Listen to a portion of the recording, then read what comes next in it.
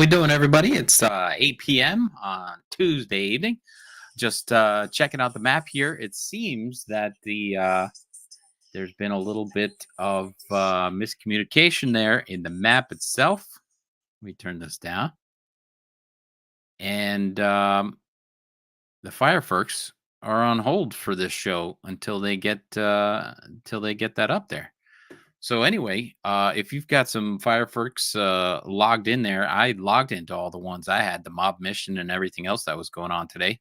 Of course, 10 o'clock, we got the Austin crypto update, and 11 o'clock with the geezers. I checked into those, so I set those off already. But I don't know if they'll refresh it and have some fireworks going up tonight, but that's where we're at. George in the house already. Good evening. Good evening, energy entrepreneurs. Let's get that edutainment going and the alpha flowing. I like it. I like it. Decrypting Chaos. Happy Tuesday. Yes, Taco Tuesday. How we doing, everybody? Thank you. Thank you. All right. So without until I get an update on the map, there it is, looking like a champ there. And I just wanted to see if I could show off something I grabbed the other day just because I thought it was cool. Right on the edge. Look at that. Sergeant Power. Looking for power? There it is, right there on the map, right next to Pittsburgh. But it is part of West Virginia. But that's an awesome find there. I had to have it. I just had to have the power. Just having fun with all that stuff, checking out the monsters and having a good time. Here's yes, Decrypted Chaos, that's a power spot. That is a spot right there. I think that'll end up being all right. Here's the crypto bubbles for today. Things turning around a little bit.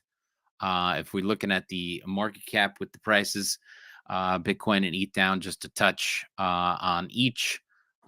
We got some news on that kind of stuff as well, so we'll check that out. The first story up, of course, our main man, our second in command, I guess you might say, FTX Ryan Salome sentenced to 7.5 years in prison. The highlights on this one: he was a key person for this, and he was a high-ranking officer at Alameda Research for 3 years before taking. Let me see if I can switch this over. Before taking over at FTX Digital Markets, an FTX primary entity for the international operations. He pleaded guilty last September. He was a political operative while FTX SBF had publicly aligned himself with the political left. Alameda secretly transferred tens of millions of dollars to Salome, miscategorized it as loans, and the transfer scheme was successful in obfuscating the source of these funds, which Salome used to make 300 donations in hopes of garnering right-wing support for the pro-FTX legislative policies. So we're talking about, they're working both sides of the aisle there. So, you like to see that kind of thing, the both sides of the aisles working together. Yes, Sue, I'm glad to be here for anybody that wants to show up. The boys are on assignment, and hopefully they'll have some information for us and updates. Powering up the Web3 Wise Guys. Yep, here we go. So back to this, and basically this was on Bankless. For the many crypto market participants who were blindsided by the sudden implosion of FTX, the unwitting victims of this fraud who unfortunately had assets trapped on the platform, Salome's sentencing provides yet another moment of closure, reminder that no one is above the law. And here it is from former FTX executive Ryan Salome, sentenced to 90 months in prison. Probably not long enough, if you ask me. After that, we'll go with can Bitcoin compete? So the softness in Bitcoin, people are saying, is because the ETH ETF has been approved, and some are wondering, and this again is on Bankless and out today, that the Bitcoin is not tech savvy enough to keep up with Ethereum and all the stuff that's built on it. So many crypto assets surged last week after it became clear that the ETF would have its own spot. Ethereum ETH would have its own spot um, ETF approval, and the regulatory clarity is as a non-security. And this development sucked the wind out of Bitcoin ecosystem's sales. What's going on? So let's go down here. Nick Carter says the Saylor doctrine is over. So Michael Saylor, who was, saying a Bitcoin maxi, saying that the only thing that will ever be worth anything is Bitcoin. All the others are security. He has to dial that back. Um, he isn't, especially because of regulatory capture. Laser eyes cheering for the SEC loss today. Bitcoin's success isn't preordained, and it still has to compete in the free market on tech. So yeah, people were just leaving it alone as the gold standard for crypto. But as far as building on it and all the applications and the dApps and everything else that's been going on with ETH, makes it much more popular and useful. And that's why they're thinking that Bitcoin has lost its shine. I don't think it has. Just like silver is used a whole lot more than gold is, it still has its value. Gold still has its value versus silver. And the same thing's going to happen here with Bitcoin. It will still be the gold standard. It will still be a secure place for storing value. Um, recognizing just a little bit more, recognizing that BTC is not uniquely positioned to be the only asset with regulatory clarity and access to the TradFi markets, the traditional finance markets. Participants are seemingly rotating out of Bitcoin linked tokens, evidenced by the immense weakness experienced by many of these tokens in comparison to the Ethereum native counterparts. So the people are thinking they're just going to wind out of Bitcoin and it's going to be softer than what happens. We know that the Bitcoin halving happened, and FTX, is it FTX? Let me see if that one, I have another story. Here it is. I'm going to bring this up because this kind of transitions where it's going with maybe a little bit of the softness. Here, Bitcoin price prediction as Mt. Gox wallet transfers 2.93 billion in Bitcoin will be Bitcoin stay above 68. So because these people who lost their money in Mt. Gox, will their Bitcoin, and they're getting it returned, a portion of it, or fraction of it, whatever it turns out to be. They're wondering if those they will sell it into the market, which is causing the softness here. So let's just take a look inside this one. Spot on chain. In the past 2 hours, Mt. Gox transferred 42,000 plus Bitcoin to a new wallet, and before of the above transfers, Mt. Gox address held 137,000 Bitcoin, or 9.42 billion, noting that it plans to distribute 142,000 Bitcoin and 143 BCH holdings to creditors by October 31st. So this coming back into the hands of the people that had their coins inside Mt. Gox, and people are wondering if, because this is going to come back into play, that people might be selling out now compared to where it was. Now it's up in the high 60s compared to where it was back in 19, I think it was, when they lost it. um that's a big issue whether they'll be selling it off. But we know that the big banks are like BlackRock, ARK investors, and all those other people are gobbling this stuff up as fast as they can get it anyway. So will it affect the market? Maybe a little bit, but I don't think it will have much significance on there at all. Next story up I've got is, let's see, that's one I got. One more. Oh yeah, this one, next one, for AI. Apple signed a deal with Open AI for the iOS, but it still wants to use Google as a backup option. So OpenAI is winning, being installed into the Apple phones. and all their operating systems. Apple has signed a deal with OpenAI to provide chatbot functionality in the iOS 18, according to a trusted journalist. And the iPhone maker still working on a deal with Apple to have Google Gemini as an option. So you're going to have choices in your AIs in your Apple phones. Um, so there you have it. Previously heard Apple was talking to Google about OpenAI providing AI functionality in their. Now it sounds like they've signed a deal with Chat GPT, which would be interesting. You got to love competition out there, especially in the AIs. But previous leaks suggest that Apple's working with Ajax AI model for themselves, and working on their own thing, but that was scrapped, I believe, for an on-device text analysis, smart replies, and summaries. So it stands to reason that ChatGPT and other open AI tech will be used for analyzing longer bodies of text, image generation, and similarly demanding tasks. Either way, OpenAI deal should give Apple some breathing room, as it undoubtedly works on its own chatbot, much like it's previously offered Google Maps before launching Apple Maps.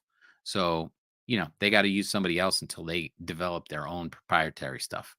Um, and speaking of AI, we have Elon Musk raising XAI raises $6 billion to fund its race against ChatGPT and all the rest. So there you go. We're streaming live on X right now, and he's building his own AI, which is he's going to turn X into the everything app. But Musk claims X AI is valued at $18 billion already, and he seeks to build his own AI supercomputer by late next year. So with $6 billion, I'm sure he can get a good start on that. He founded this last summer and today announced raising $6 billion in funding. Says it will help bring the startup's first products to market, building advanced infrastructure, and accelerate the research and development of future technologies. The funding came from several sources, according to XAI, uh, Andreessen Horowitz, Sequoia Capital, Saudi Arabian Prince, Alawid, and last year filing with the Securities and Exchange Commission showed that XAI was looking to raise up to $1 billion in equity investments. And a few months ago, the Financial Times reported it was seeking up to $6 billion, and he denied it at the time, but looks like he got every bit of that. But these are very familiar names in the tech space. And Andreessen, Sequoia Capital, they're huge, looking for you know tech startups, and who wouldn't bet on Elon Musk. The hardware capable of powering AI development is pretty pricey, with NVIDIA's upcoming Blackwell B200 AI graphics cards costing anywhere from $30,000 to $40,000 a piece. Last week, a report from the information said that XAI would need 100,000 of these H100 chips for a supercomputer to power the upgraded versions of Grok AI chatbot. Musk told investors that they plan to launch the new data center by the fall of 2025. So there you have it. Microsoft also struck a multi-billion-dollar partnership with OpenAI, with Sam Altman reportedly pursuing trillions more dollars to revamp the global chip industry. Musk, a founder and member of OpenAI, is suing that company while claiming it's abandoned its mission to benefit humanity. So, yeah, Musk's whole thing is that he's looking for um, a safe AI, and that will you know, not be able to go rogue. He wants to be able to put the clamps on what it'll be able to do. So it is pretty interesting what he wants to do with AI. Um, Lastly, in my stories, I've got the top 10 countries. Here we go. The top 10 countries with the highest rates of crypto adoption or ownership. So here we go. Anybody want to guess what the number one is? I don't know if they give it out first. I read these real quick. Yeah, they give it out first. Not like the David Letterman countdowns anymore, you know? Anyway, UAE with 0.4% of its population owning cryptocurrencies. The UAE leads the pack in crypto adoption, and this translates into a whopping 3 million crypto enthusiasts in the country. So it's kind of easy to get to that when you know what the UAE is, and it's a pretty small population, so it's pretty tight, and they're pretty into crypto. So Vietnam surging ahead with 21.2% of its population in crypto. A remarkable 21 million crypto owners, showcasing its keen interest in the decentralized asset class. Nice. And then there we go. Here we are at home, United States. Despite being the world's largest economy, the U.S. isn't far behind with 15.6% of its population poking into cryptocurrencies. This equates to a massive 53 million in crypto investors across the nation. So only 53 million crypto investors equals 15% of the population. So we got a ways to go, but we're getting there, especially with these ETFs and everything rolling out and the big banks jumping in. Everyone has probably heard of crypto, and of course, maybe in a little bit negative light, but their financial advisors will be changing their minds, right?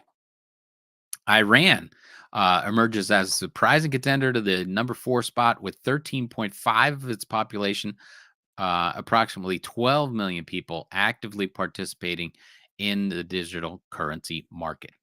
And then we have the Philippines, which we've been able to watch. Jumped around there. Philippines closely behind with 13.4% of its population, accounting for 16 million people. If you look at the map that we have, I'm going to jump back over there just because we can. If you look at the map, here's the Philippines. Look at what's going on over there. They love the monsters already. I mean, compared to the United States down here in Florida, it's all greened up. Look at what's going on. You could see the Philippines has a lot of monsters and monster activity going on in there. So when you zoom out to the same distance as the United States, that's looking pretty dense as far as that's going. So pretty cool what's going on in the Philippines with cryptocurrency. So then we have Brazil coming in at number 6, showcases 12% of the population, approximately 26 million people seizing the opportunity. Nice. Number 7 is Saudi Arabia. I should have started at the bottom so we could have worked our way up. Anyway, Saudi Arabia is at 11.4% with 4 million people. Singapore, number 8, 665,000 individuals engaging there. The Ukraine, who knows where they got all their crypto from. I know that donations were being sent over in cryptocurrency, so that's amazing. But 10.6% of its population, totaling 4 million people, embracing cryptocurrency, reflecting the country's openness to emerging financial technologies. Venezuela is number 10, rounding off the list with 10.3% of its population, comprising of 3 million individuals navigating the crypto landscape amidst the economic challenges. So there you have it. That's the news for the night. Just doubling back to the map there. So if we could take a look, I don't see anything inside the app as of right now. So hopefully they'll update that and be able to get a little credit for the show tonight. That would be exciting. If I'm checking my live, I don't see an update just yet. We'll have to get those have to put the pressure on who's behind the app there and get some credit for coming to the show. Thank you, everybody. I don't know if you have any questions that I can help you with, but I'm happy to be here. And I got one more. Memes dominating the crypto, meme coins dominating the crypto interest charts, taking 4 out of the top 10 spots. Let's take a look at this one real quick before we wrap it up. A little bit of a short show. The meme coin frenzy has been a buzz in the crypto community in this bull season. Pepe and Whiff, Dog Whiff Hat, have surged into the top 20 cryptocurrencies by market capitalization within a year of the public launch. These meme coins have gained significant traction in the crypto leverage market, where traders either go short or go long on their prices.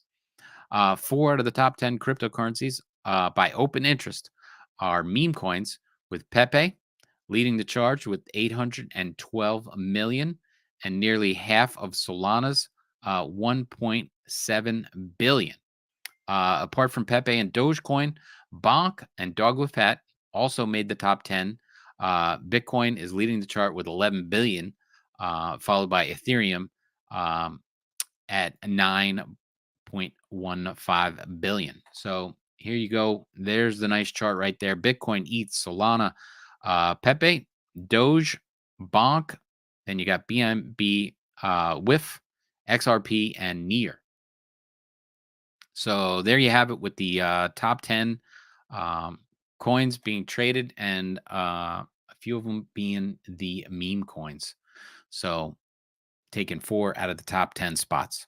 So pretty cool, pretty good stuff. Laura's back, man. Good job. Thank you very much. Thank you for the vote of confidence. Will there be? I'll be here tomorrow. I'm here all week. These guys are out on assignment, and I will hopefully get some updates from them when they get to where they're going. And don't forget to hit that like button. Yes, like, share, subscribe. Post this everywhere you would with everything else. Please share it on all the socials that you're connected with. And thank you, Robin. Thanks for showing up. I appreciate it. I'm going to leave it right there. I'll be back tomorrow night with crypto news, and hopefully I will demand some fireworks for tomorrow night. So I will guarantee fireworks tomorrow night. If not, I'm going to make my own. That would be exciting. Appreciate you too, my crypto adventures. Thank you very much.